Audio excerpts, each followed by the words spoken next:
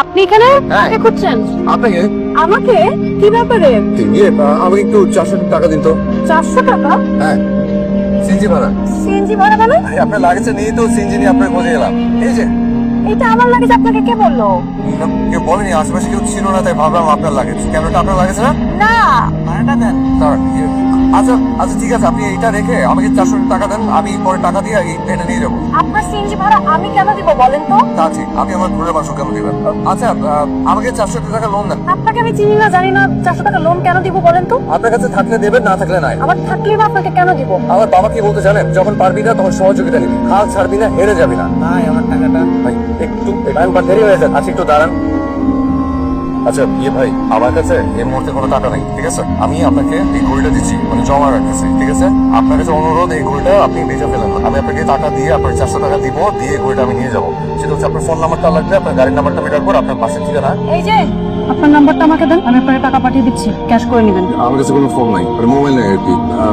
আপনি এক কাজ করেন, কাইন্ডলি আমাদের এই সিনজি ভাইয়ের ফোন নাম্বারটা আর গাড়ির নাম্বারটা আপনি একটু কষ্ট করে একটু আপনার মোবাইলে একটু টুকে রাখেন। আর সিনজি নাম্বার হচ্ছে ঢাকা মেট্রো 14 64 39। ঠিক আছে ভাই, আপনি যেতে পারেন, কিন্তু আমি লাগেজ নিয়ে এখন কি করবো বলেন তো? আপনি লাগেজটা নিয়ে কি করবেন সেটা আমার দেখার বিষয়। আমি যে এই যে সিএনজি ওর নাম্বার, সিএনজি নাম্বার নিলাম, এটা দিয়ে আমি এখন কি করবো? এক কাজ করেন না, আপনি একটা কাগজের মধ্যে আমাকে একটু ফোন নাম্বারটা, সিনজি নাম্বারটা আমাকে একটু লিখে দেন। মানে? আসসালামু আলাইকুম। ওয়ালাইকুম আসসালাম। ভালো আছেন? হ্যাঁ ভালো আছি, কিন্তু আপনি? যে আমি একজন মানুষ, বুঝেন, অন্য একজন উপকার করতে সে নিজেই বিপদের মধ্যে পড়ে গেছে, এটা কেউ বিশ্বাসও করছে না। কি করবো সেটা বুঝতে পারছেন, কি করবো বলেন তো? কিসের বিপদ? পুরো ডিটেলে বলবো নাকি এই মুহূর্তে যে বিপদে আছে সেটা বলবো? এই মুহূর্তে সমস্যাটা কি? সকাল থেকে শুধু পানি, কোনো নাস্তা করিনি, আর লাস্ট আপনারে খেয়েছি শুধু চিড়ার গুড়, পকেটে নট সিঙ্গেল টাকা, মানে এটাই একটা বড় সমস্যা। আচ্ছা আপনার গাছের ওই মানে গাছগুলোতে যদি একটু পানি টানি দিয়ে দিই, কিছু টাকা পাওয়া যাবে? লাগবে না, আমাদের আলাদা লোক আছে। যদি পুরো বাড়িটা একটু ঝাঁকুচ করে দিই, গাড়িটা যদি একদম ধুয়ে মুছে সব থেকে তাড়াতাড়ি করে দিই, তাহলে তুমি গাড়ি ধুবা, এটা তো তোমাকে মানাবে না। কিন্তু কোনো সমস্যা নেই আছে, মানে বিদেশের সবাই অবজার্ভ করে না, আর আমার কাছে ঢাকতে সব বিদেশের মতোই, কোনো অসুবিধা নেই, কোনো কিছুই করতে হবে না, আবার পাওয়া যাবে। না না, লাগেজ টাগেজ নিয়ে ঢোকা যাবে না। এর মধ্যে কি বোম টোম না পিস্তল টিস্তল আছে, কি যাবে? আর এখানে যদি অন্য কিছু থাকে আর বাইরে থেকে লাগছে যদি কেউ নিয়ে যায়, তখন ঠিক আছে, আমার ভেতরে ঢোকা লাগবে না। আপনি এক কাজ করেন, খাবারটা নিয়ে আসেন এখানে, আমি এখানে বসেই খাবো। মানে? মানে মানে এই ফুটপাথের মধ্যে বসে খাই, কোনো অসুবিধা নেই তো। ফুটপাথে কত খেয়েছি, দরজার বাইরে বসে খাওয়ার অভ্যাস তো আমারও নেই, আজকে খাবো, অভ্যাস হয়ে যাবে। ঠিক আছে, আচ্ছা গেটের ভেতর বসেন।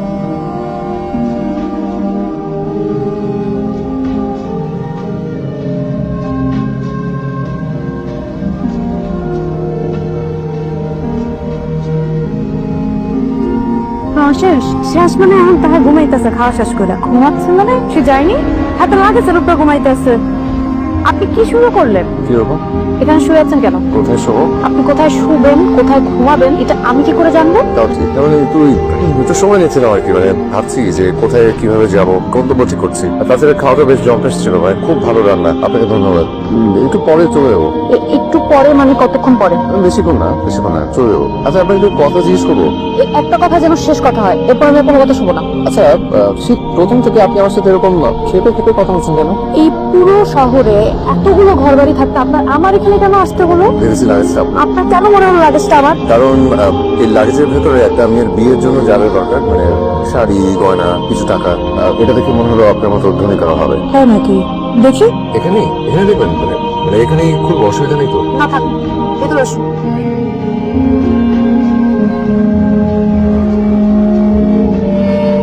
আচ্ছা আপনি তো এখান থেকে টাকা নিয়ে সিএনজি ভাড়া। কি যে বলেন, আমি অন্যের টাকা না বলে কেন নেবো? উল্টো আমি ছাত্রদেরকে শেখাই যে কাউকে না বলে কারো জিনিস ধরতে নেই।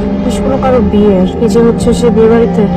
আচ্ছা ওয়েট ওয়েট ওয়েট ওয়েট, এখানে তো জুয়েলারি আছে, জুয়েলারি বক্সে কোথাও দোকানের নাম ঠিকানা কিছু তো থাকবে, কার্ড পেজে, কার্ডের নাম্বার থেকে ফোন দিলেই তো হয়ে যায়। ওটা তো ভালো বুদ্ধি, এই আমার তো ফোন নেই, আপনি একটু ট্রাই করে দেখেন না। জি আচ্ছা, আপনাদের এখান থেকে হাবিবুর রহমান নামে একজন 7 তারিখে একটা গয়না নিয়েছিল। জি জি, আচ্ছা আমাকে একটু ওনাদের অ্যাড্রেসটা একটু মেল করবেন প্লিজ। হ্যাঁ হ্যাঁ, থ্যাংক ইউ।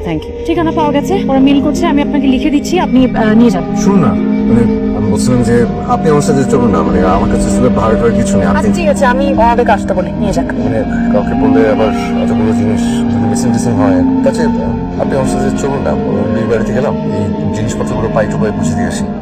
ভেবে দেখি। ভাবাভাবি কি আছে? শুনুন, আমি কিন্তু ভালো মানুষ, আপনারা বুঝতে পারছেন না, তাই নিজের সার্টিফিকেট নিজে দিয়ে দিলাম। এত ভাববেন না প্লিজ। সারা জীবনে তো দায়িত্বহীনতা পরিচয় দিয়েছি। তোমার মতো একটা দায়িত্ব জ্ঞানী ছেলের কাছে এত বড় দায়িত্ব দেওয়াটাই আমার ভুল হয়েছে। থানায় গিয়েছিলেন?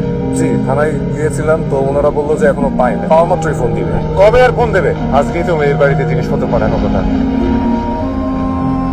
বাড়ির বড় তো একটু ডাকেন তো, দেখ কি ব্যাপার বলেন তো? এই যে মেয়েটা গেল, আশা কোনো নাম নেই। ছেলেটা দেখছি হবে না, আসলে যা করার ডাইরেক্ট আসছে করতে হবে। আসুন তো। সেটা তা না, চাচা, ওই যে দুজন লোক এসেছে, জানতে চাচ্ছে আমাদের কিছু হারিয়ে গিয়েছে কিনা। আপনার সাথে আমি একটু পরে কথা বলছি। হ্যাঁ, এই কোথায়? ওই যে সিঁড়িতে, বলছে কি যেন লাগেজ। আমার মনে হয় আমাদের লাগে। চল চল চল চল। না ধরো না, এটা দেখো বাবা, সব ঠিক আছে। অ্যাকচুয়ালি দেখতে ঠিক হয়নি। আলহামদুলিল্লাহ। যাক, আলহামদুলিল্লাহ, ধন্যবাদ আপনাদের সবাইকে। আরে না না, ধন্যবাদ তো আপনাদেরই পাওনা। আজকে গায়ে হলুদের অনুষ্ঠান, আচ্ছা, কাল আমার ছেলে বিয়ে, পরশুদিন বৌভাত। এই দুদিনের অনুষ্ঠানে আপনাদের সপরিবারে দাওয়াত। ওনাদের কার্ডটা দিয়ে দে, আর ওই দুদিনের ব্যাপারটাই ভালো করে লিখে দিস। হ্যাঁ, আমি আসলে ভীষণ খুশি হয়েছি আপনাদের জিনিসটা আপনাদেরকে ফেরত দিতে পারে। এখন একটা প্রয়োজনীয় একটা কথা আছে, ওটা বলি। বলেন। ওই আপনাদের এই লাগেজটা এখান পর্যন্ত নিয়ে আসতে আমার সিএনজি ভাড়া গেছে হচ্ছে 700 টাকা। হ্যাঁ, আবার একটা সেকেন্ড, আবার এখান থেকে যে যাবো সেটার জন্য ওই 300 টাকা সহ আমাকে 1000 টাকা দিতে হবে। আমার কাছে আসলে টাকা পয়সা কিচ্ছু নেই। কোথায়? এ নিয়ে আপনাকে ভাবতে হবে না। আসলে আপনার সহজ সরল কথা আমার খুব ভালো লেগেছে। এই ওনাদের সম্মানে দেওয়ার ব্যবস্থা কর। জি, আচ্ছা ভাই, একটু তাড়াতাড়ি করলে ভালো হয়। আসলে দেরি হলে আমার অনেক বড় ক্ষতি হয়ে যাবে। ওই 1000 টাকাটা একটু ভাঙতে দিলে ভালো হয়।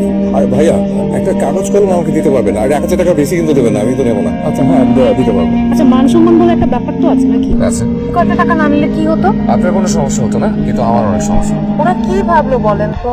একজনের উপকার করতে গিয়ে দুটো উপকারের উপর ভাগ বসিয়ে আসলাম, যেখানে ওদের স্মৃতিতে মহৎ দৃষ্টান্ত হয়ে থাকতে পারতাম। মহৎ হচ্ছে দায়িত্ববান হওয়াটা জরুরি। আমাকে আমার গন্তব্যে পৌঁছাতে ভাড়া লাগলো, আর ওই ভাড়াটা ম্যানেজ করা আমার দায়িত্ব। আর স্মৃতির কথা বলছেন, অ্যাপ্লাইড ফিজিক্সের মাস্টার্সে দুর্দান্ত রেজাল্ট করার পরে বাবা খুব কষ্ট করে একটা দামি হাত ঘুরে আমাকে উপহার দিয়েছিল। আমার বাবা মারা গেছে, বাসার সামনে সিনজি ভাড়া মেটাতে গিয়ে ওই ঘড়িটা বন্ধ রেখে বাবা সম্মানটা বাঁচিয়েছি। স্মৃতির চেয়ে সম্মানটা অনেক বড়। 300 টাকা আপনার ভাড়া লাগবে না? ওকে, নো প্রবলেম। কালকে বিয়ে বাড়িতে গিয়ে ফিরে দিয়ে আসবেন। নিন, এটা খুলে থাকে। বিয়ের কার্ড। সুন্দর না? কার্ডটা বেশ সুন্দর। জানেন, আমার না বিয়ের শাড়িটাও খুব পছন্দ হয়েছে। বিয়ে যে গয়নাগুলো, সেগুলো অনেক সুন্দর। নিশ্চয়ই কালকে মেয়েটাকে দেখতে সুন্দর লাগবে, তাই না? মনে হয়। যাবো? হ্যাঁ, আমাকে এখনই যেতে হবে। সেটা বলছি না, কাল বিয়েতে যাবেন? আপনি যাবেন? যদি আপনি যান তাহলে না, মানে বিয়ের শাড়ি গয়না এত সুন্দর, মানে হয় না মাঝে মাঝে খুব দেখতে ইচ্ছা করে মেয়েটাকে কেমন লাগবে। আমার হাতে একেবারে সময় নেই। যদি থাকতো তাহলে আপনার কনসিডার রাখতাম। সরি। সারাদিনের সুন্দর কথাগুলোকে ঠিক না বলে ফেলে দেবেন না প্লিজ। সারাদিন যে আপনাকে আমি চিনেছি, সে আপনি আপনি সত্যিকারের আপনি। আজ রাত 4টায় আমার ফ্লাইট। বলেন কি? জাপানে একটা স্কলারশিপ পেয়েছি। আগে বলেননি কেন? আগে বললে কি হতো? তাই তো, আগে বললে কি হতো? আপনার পাসপোর্ট টিকিট সব আছে তো ঠিকঠাক? এত গ্রুপে যাচ্ছি, সবকিছু ওদের কাছে জমা দেওয়া আছে। আপনি এভাবেই যাবেন? মানে সারাদিন একই পোশাকে চেঞ্জ করবেন না? কাল সবকিছু হাওয়া হয়ে গেছে। নিত্য প্রয়োজনীয় জিনিস একটা ব্যাগ ছিল, সেটাও গোলামের একটা শার্ট পরে বেরিয়েছিলাম, ভেবেছিলাম ওটা ফেরত দেবো, হাতে তো সময় নেই। আর আমাকে আসলে এখনই যেতে হবে। তবে একটা কথা, আজকে সারাটা দিন আপনার সান্নিধ্যে যেভাবে কাটলো, বিশ্বাস করেন চাইলেও আমি কোনোদিন সেটা বলতে পারবো না। রাত হয়ে গেছে, সব দোকানপাটও তো বন্ধ হয়ে গেছে। আচ্ছা, আপনি যদি কিছু মনে না করেন, আমার বাবার একটা শার্ট, একটা প্যান্ট, কিছু জিনিস যদি আমি আপনাকে, মানে হয় না মাঝে মাঝে ইচ্ছা হয়, মানে একজন মানুষ আরেকজন মানুষকে মানে কিন্তু আমার হাতে আসলে একেবারে সময় নেই। এই সাজ পোশাকে আবার কবে আসবেন? অপেক্ষা করবেন? এটা নেই, হঠাৎ মনে এলো তাই লিখে পেলাম। আমি কিন্তু কবি না, কিন্তু আমার কাছে মনে হয়েছে মনের ভাব প্রকাশ করার জন্য কবি হতে হয়। আপনি আমার নামটাই জানেন না। আমার নাম আব্দুল ভাই।